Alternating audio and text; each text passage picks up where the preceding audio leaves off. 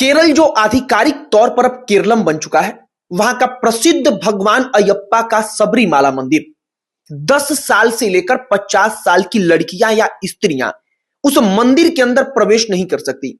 यह वहां का परंपरा है।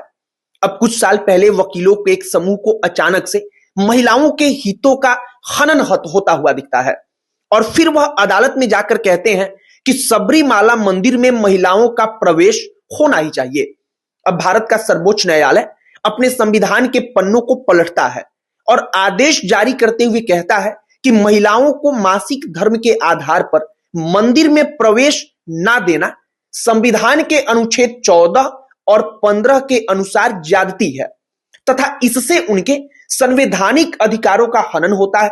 संविधान में अनुच्छेद 15 का पहला भाग भी धार्मिक स्वतंत्रता का अधिकार देता है और महिलाओं को मंदिर में प्रवेश से रोकना इसका भी उल्लंघन है।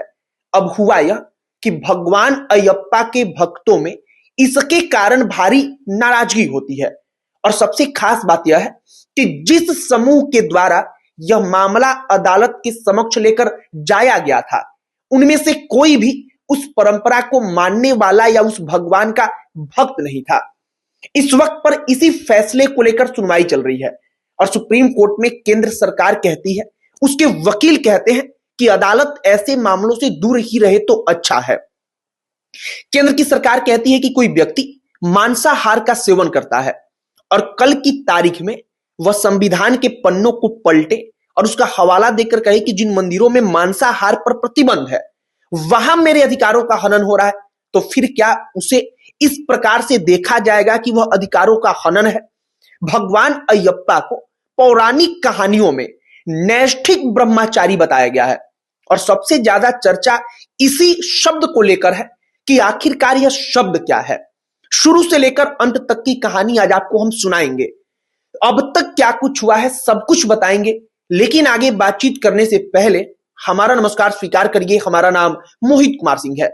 साल 2018 में सुप्रीम कोर्ट की तरफ से जब फैसला सुनाया गया तो 4-1 की बहुमत से महिलाओं के प्रवेश को इजाजत दे दी गई। 4-1 का मतलब कि सुनवाई कर रहे सुप्रीम कोर्ट के जजों में से 4 जज महिलाओं को प्रवेश दिए जाने के पक्ष में थे, तो एकमात्र जज जो पुरानी परंपरा है उसको बनाकर रखना चाहते थे। 5 टोटल जज थे उस बेंच में, तो 4 उसके पक्ष में थे और 1 उस पक्ष में थे कि पुरानी परंपरा बनी रहे।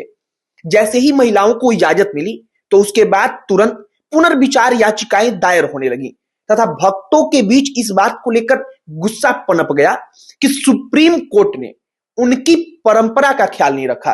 अब सबसे पहले हमें भगवान अयप्पा के बारे में जिस नैष्ठिक ब्रह्मचारी शब्द का उपयोग होता है उस शब्द को समझना होगा। इस शब्द का सामान्य भाषा में मतलब यह है कि भगवान अयप्पा किसी भी प्रकार से महिलाओं के संपर्क में नहीं आ सकते हैं तथा इस बात का जिक्र है कि भगवान अयप्पा महिलाओं की तरफ अपनी नजरें उठाकर देखते भी नहीं हैं। हम इस शब्द के बारे में जब रिसर्च कर रहे थे तो एक शानदार उदाहरण पढ़ने को मिला। उदाहरण था कि जब भगवान राम तथा उनके छोटे भाई लक्ष्मण और माता सीता जंगल में वनवास काट रहे थे, तब आपको वह किस्सा याद होगा कि रावण जब माता सीता का अपहरण करके वहां से ले जा चुका था और भगवान राम उनको खोजते हुए जंगल में भटक रहे थे, तब रास्ते में पड़े हुए गहनों को दिखाकर वह लक्ष्मण से पूछते हैं कि यह गहना तो जानकी का है। तब लक्ष्मण कहते हैं कि भैया मैंने पायल तो पहचान लिया है कि यह भाभी का ही है, लेकिन गले का हार और अन्य आभूषण नहीं पहचान पा रहा हूं क्योंकि मैंने भाभी के पैर को छोड़कर आज तक कुछ और देखा ही नहीं है। इस शब्द का कुछ कुछ मतलब ऐसा ही होता है कि महिलाओं से किसी भी प्रकार का कोई रिश्ता ना रहे, यानी कि जैसे लक्ष्मण उस वक्त पर परंपरा का निर्वहन कर रहे थे कि वह सीता की तरफ आंख उठाकर भी नहीं देखते थे, ठीक ऐसे ही भगवान अयप्पा किसी स्त्री की तरफ आंख उठाकर देखते तक नहीं। अब हमारा शास्त्र यह कहता है कि अगर किसी मंदिर में देवता का प्राण प्रतिष्ठा किया जाए तो फिर उस देवता को वैसे ही रखा जाएगा जैसे सशरीर अगर वह मानव के रूप में रहे तो जैसे विराजमान होते। अब इसी परंपरा को बरकरार रखने के लिए ऐसे मंदिरों में महिलाओं को भगवान की मूर्ति तक नहीं जाने दिया जाता। यह हो गई कहानी।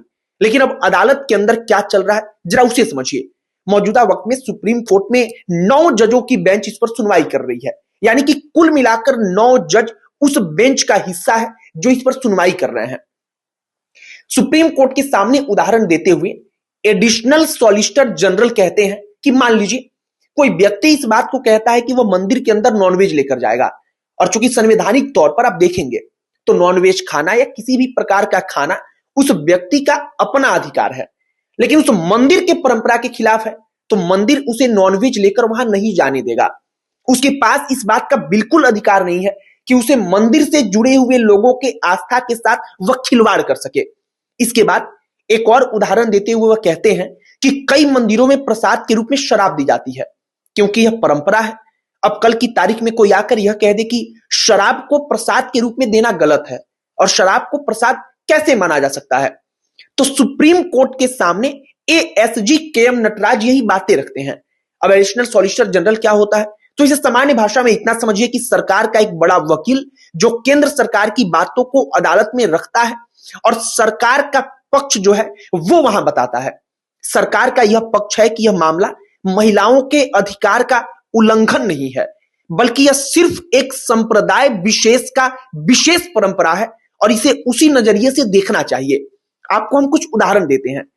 केरल में ही एक और मंदिर है जिसका नाम है अतुकल भगवती मंदिर, और यह पोंगल त्योहार के दौरान पुरुषों के प्रवेश को वर्जित कर देता है। और फिर कल की तारीख में यह कहा जा सकता है कि यह तो पुरुषों के अधिकार का उल्लंघन है, लेकिन उस देवी को लेकर कुछ ऐसी मान्यता है कि वह उस दौरान पुरुषों के संपर्क में नहीं आ सकती और उसी का सिर्फ पालन किया जाता है। एक और उदाहरण हम पढ़ रहे थे तो हमारे ध्यान में आया, राजस्थान के पुष्कर का ब्रह्मा मंदिर, यह भी इसका एक उदाहरण है।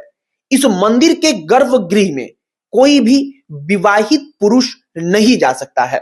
इसी प्रकार से कुमारी अम्मन मंदिर कन्याकुमारी में है, यहां सिर्फ जो पुरुष सन्यासी हैं, जिन्होंने सन्यास अपना लिया है, वही उस मंदिर में जा सकते हैं, पूजा कर सकते हैं, लेकिन शादीशुदा पुरुष नहीं जा सकता है। असम में मां कामाख्या देवी का मंदिर है। अब यहां देवी के मासिक धर्म का एक उत्सव होता है, तब उस दौरान कोई भी पुरुष वहां नहीं जा सकता क्योंकि यह परंपरा और मान्यता है। तथा हमने आपको बताया कि जब किसी मूर्ति को पूजा जाता है तो उसके साथ मंदिरों में वैसा ही व्यवहार होता है जैसे अगर कोई शरीर वाला देवता या देवी वहां पर होती तो उसके साथ किया जाता, और इसीलिए मंदिरों में इन तमाम चीजों का ख्याल रखा जाता है, उसका पालन होता है। बाकी सबरीमाला मंदिर को लेकर बहस जारी है, अंततः फैसला क्या आएगा ये तो भविष्य बताएगा, लेकिन फिलहाल जो तमाम चीजें चल रही हैं हमने वो आप तक पहुंचाने का प्रयास किया है। आपकी प्रतिक्रिया इस पर क्या है कमेंट बॉक्स में लिखकर बताइएगा। इस वीडियो को वहीं पर समाप्त करते हैं। अन्य कोई टॉपिक जिस पर आप चाहते हो कि हम चर्चा करें, वीडियो बनाएं, उसे भी कमेंट बॉक्स में लिखकर बताइएगा। हमारा पूरा प्रयास होगा कि उस टॉपिक पर भी वीडियो बनाएं। अंत में हमारा परिचय, हमारा नाम मोहित कुमार सिंह है। बहुत बहुत धन्यवाद।